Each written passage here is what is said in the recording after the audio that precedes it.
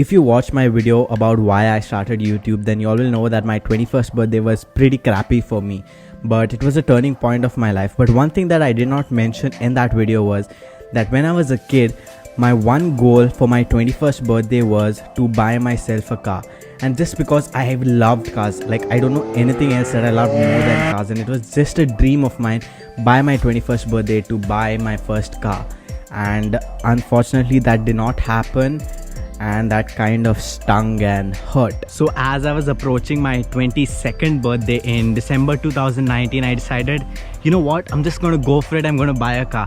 So I spent like a month looking for the perfect car, and it had to be the right car in terms of it has to be enjoyable to drive, because that's my only priority. I need to have a lot of fun while driving it. So after a long search, this is what I settled for.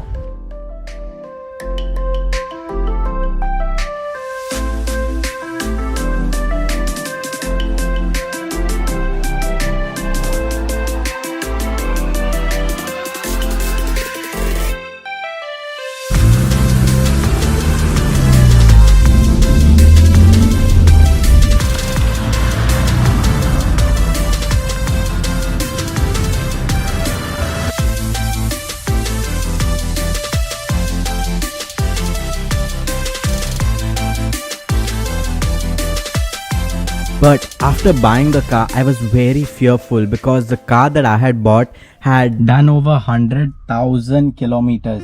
And it was 10 years old. So the chances of something going wrong were pretty high.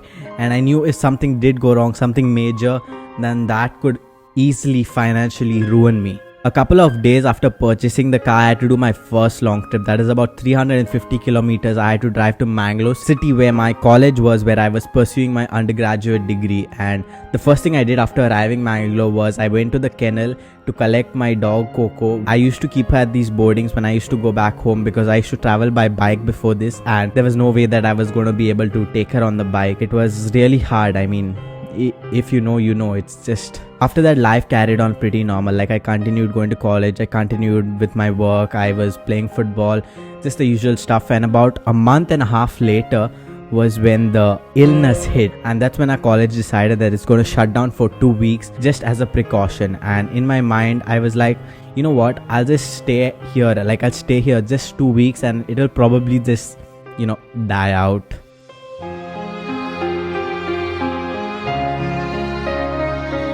But my family told me to come back home because this is likely going to extend and not going to end soon.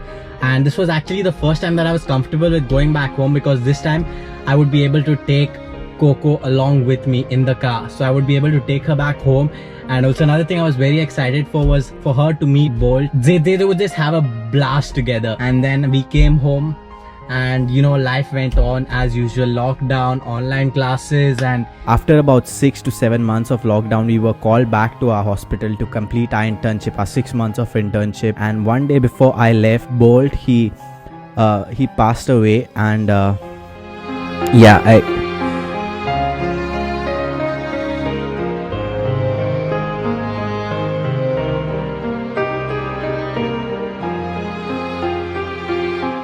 with a heavy heart, I knew that life goes on, and I went back for my internship, my last 6 months of internship. And that's when me and my friends realized that this is the last 6 months we have together, the last 6 months of college life, and we were going to make the best of it. So we did a lot of road trips. We just used to take the car and just drive long drives and just spend it all in the car and just have a lot of fun, because we couldn't really go out to places that are crowded or go to a mall or stuff like that. So we used to just spend a lot of time in the car, or we used to go for a lot of treks to waterfalls in the jungle. We used to explore different places, sunset points, drives early in the morning, just making the best of it with the precautions and keeping away from socializing and people. Now fast forward 9 months to the present day, and I was just checking my investment portfolio the other day. Crazy thought just crossed my mind, like what if I had not spent on buying the car, and instead I had put it in the stock market?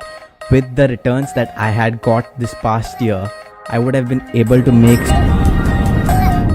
It's very easy for us to contemplate on the what if, like what if I had done this instead of this, maybe it would have been better. And honestly, you will never know if it is the better option, even if you do something and you feel that that's the best thing that could have been done, you never know what the outcome could have been if you had done the other way. So, instead of overthinking and just wondering what should I do, I just go with my gut feeling about what I feel would be good for me, what I feel would bring me the most value and joy, and just go for it. So yeah, from a financial and investment standpoint, I do regret buying this car. But you know what? Money can be replaced. What cannot be replaced is memories and experiences. So that's it for today's video. I will see you all in the next one. Peace and goodbye.